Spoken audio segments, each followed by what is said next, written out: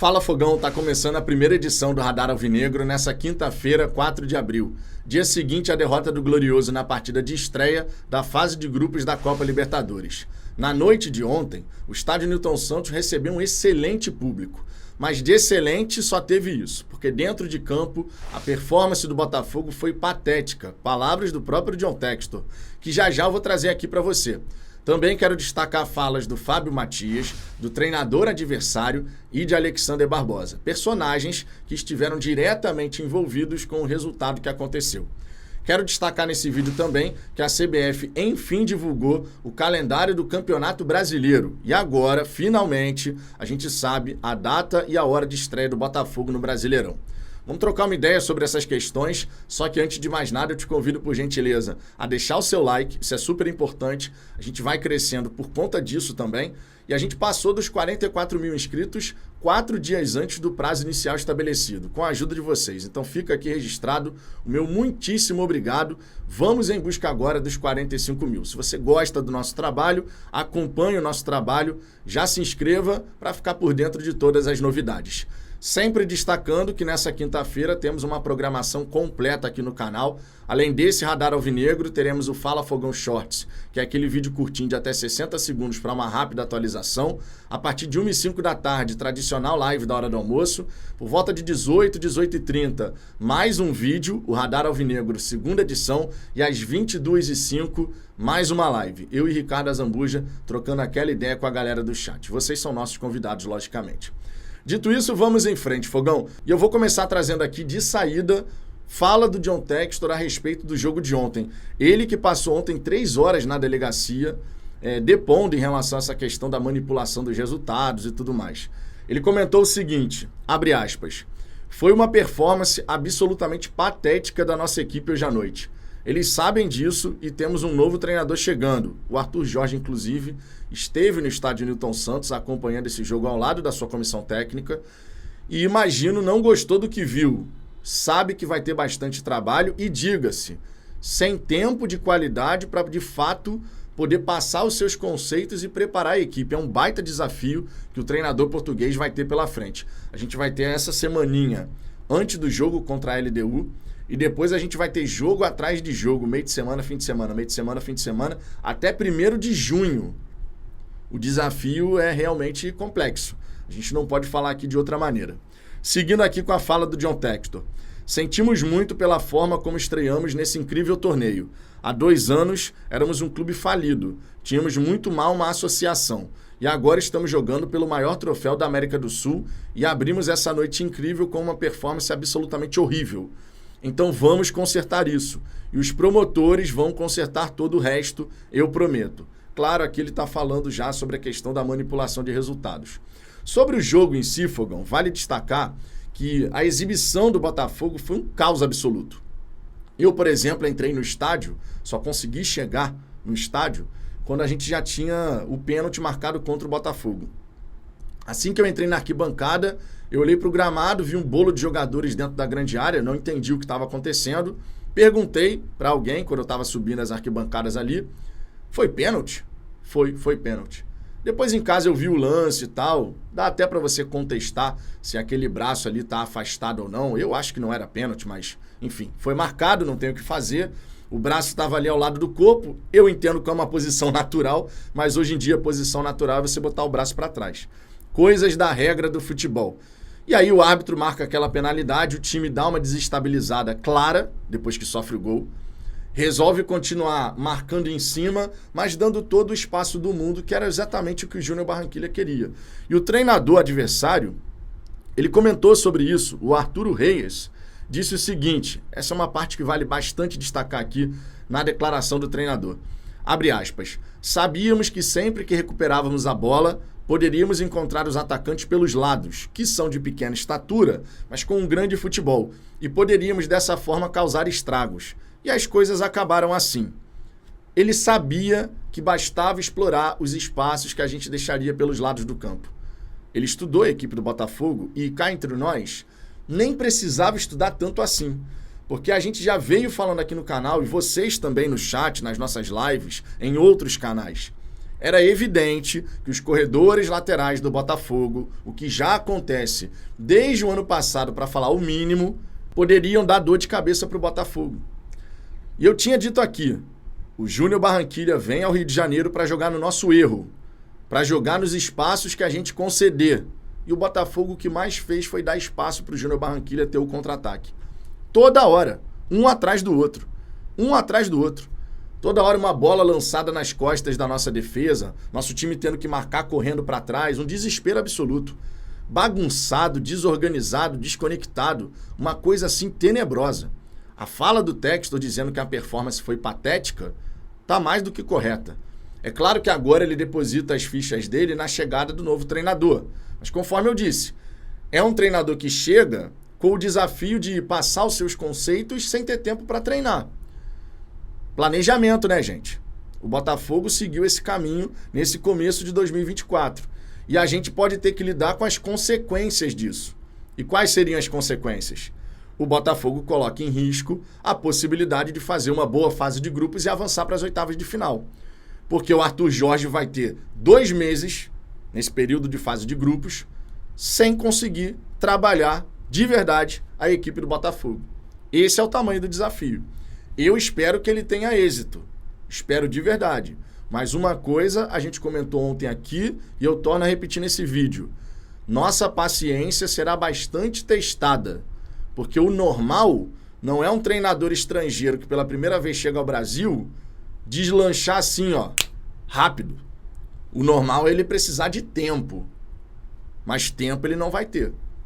Então a gente torce muito para que as coisas possam se encaixar, mesmo que seja na base da conversa, dos vídeos, de treinamentos rápidos ali que você vai realizar, porque não pode desgastar muito os jogadores, já que vai ter jogo atrás de jogo. Pois é.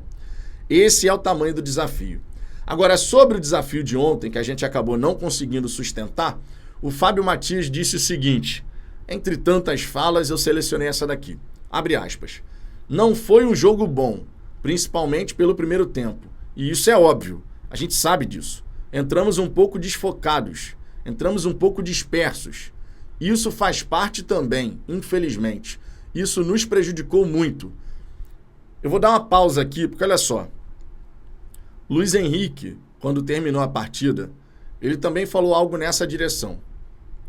O Fábio Matias, na coletiva, fala que a gente entrou um pouco desfocado, dispersos. Irmão, pelo amor de Deus, alguém tem que orientar essa rapaziada para não dar esse tipo de declaração, porque o botafoguense não aguenta mais escutar que o time entrou desligado, desfocado, disperso. Não dá, gente. Pelo amor de Deus. Estádio Newton Santos com 40 mil torcedores. Pô, a galera fazendo aquela recepção, justamente para você passar um clima de um jogo grande, importante. E a rapaziada me vem dizer que entrou desfocado, disperso. A gente já ouviu esse papo antes. Não é possível que não tenha uma viva alma dentro do Botafogo para chegar e falar, ó, acabou esse papo. Jogo importante, foco total, tem que entrar 200% ligado. E se acontecer da gente tomar um gol cedo, não tem que vir com essa conversinha de desfocado, disperso. Simplesmente esse discurso não pode mais existir dentro do Botafogo. De verdade mesmo.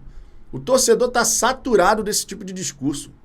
Porque num jogo desse tamanho, tu não pode entrar disperso e desfocado. É simples assim. Com a atmosfera que a torcida cria na arquibancada.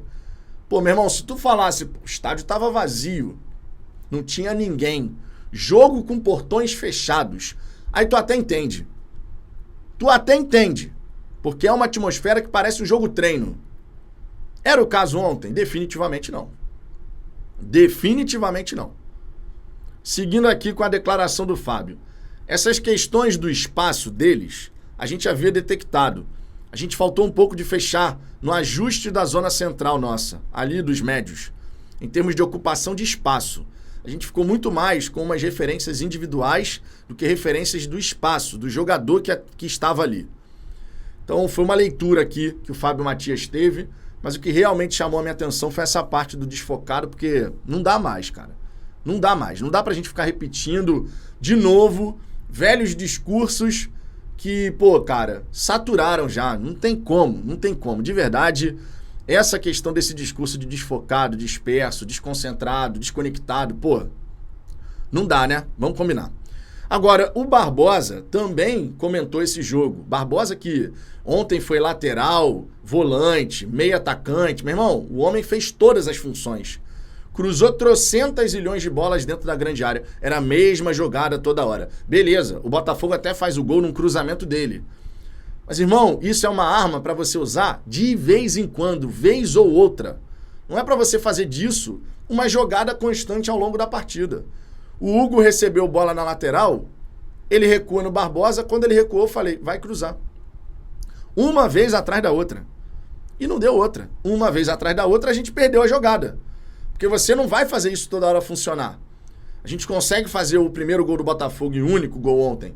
Com uma jogada assim, o Barbosa cruza, Tiquinho ajeita de peito e o Hugo consegue fazer o gol. Foi um bonito gol.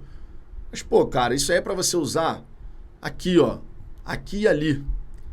O time tem que colocar a bola no chão, trabalhar. Ah, tá difícil de entrar. Faz tabelas por dentro, não insiste só pelo corredor lateral. Ontem, os pontas do Botafogo tinham que toda hora tirar um coelho da cartola. Porque não tinha jogada, não tinha aproximação de 2, 3 jogadores para você tentar, de fato, com tabela, com bola no chão, entrar na grande área do adversário. O Botafogo explorou pouco o corredor central, por exemplo, o corredor interno. Toda hora era bola na ponta. Aí o ponta estava sozinho. Isso aconteceu com vários jogadores, tá? Não só o Júnior, não só o Luiz Henrique, não só o Savarino. Do lado esquerdo você até tinha ali o Hugo, que aparecia, né? Você até tinha. Agora, do lado direito o Ponte nem subia. E quando subia, ele fechava. Ele fechava. Vira e mexe, o Matheus Ponte ficou na função, na posição de um meio atacante, cara. Qual o sentido disso? A gente sabe que a nossa linha defensiva ontem foi mal pra caramba. Hugo, Barbosa, Lucas Halter, o Matheus Ponte. O Matheus Ponte ter ficado até os 33 do segundo tempo foi uma parada que eu não entendi. O Rafael entrou aos 33 do segundo tempo. Era pra ter entrado muito antes. E olha que não fazia nem sentido o Jefinho e o Luiz Henrique, que também estavam machucados, entrar antes, e o Rafael só com 33 minutos. Não é possível que o Fábio Matias não tivesse enxergado que a lateral direita do Botafogo estava inoperante. Totalmente inoperante. O Rafael, bem ou mal, ele é um cara mais vivido ali naquela função. O Matheus Ponte está cru. A verdade é essa, ele ainda está cru. Ele ainda tem que jogar bastante, se desenvolver bastante, para de fato poder se transformar num lateral que a gente olha e fala assim, titular, com toda certeza. É claro que ontem você tem a questão da suspensão do Damian Soares. Ele seria o titular da posição na partida de ontem. Mas, pô, o Fábio Matias leu muito mal, cara. Leu muito mal o confronto. O time do Botafogo completamente aberto.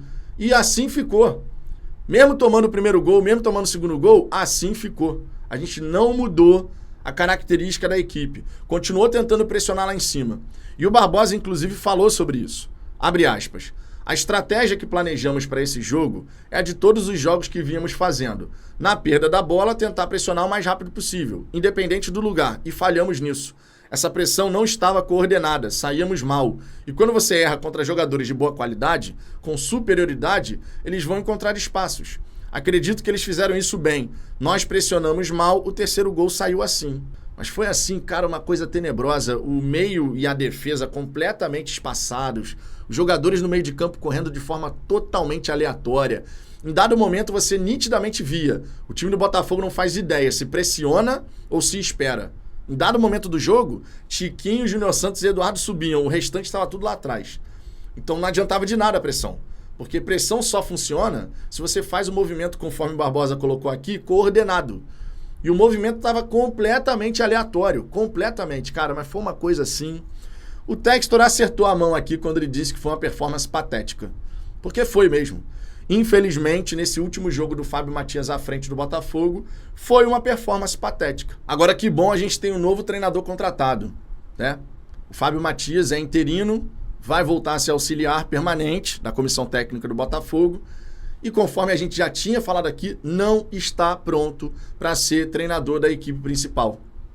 Tá aí. Num jogo grande, num jogo que o treinador adversário montou uma estratégia que deu um nó tático nele, ele não soube sair dessa arapuca. A verdade é essa. Fogão, o que você pensa sobre esse confronto? Qual a sua expectativa daqui para frente? E como que você pensa que vai ser o trabalho? Como que você espera, de repente, que vai ser o trabalho do Arthur Jorge? Deixe seu comentário aqui embaixo que eu quero saber a sua opinião. E lembre-se, daqui a pouquinho eu estou de volta com mais conteúdo aqui no canal. Fechou? Um grande abraço e até daqui a pouco.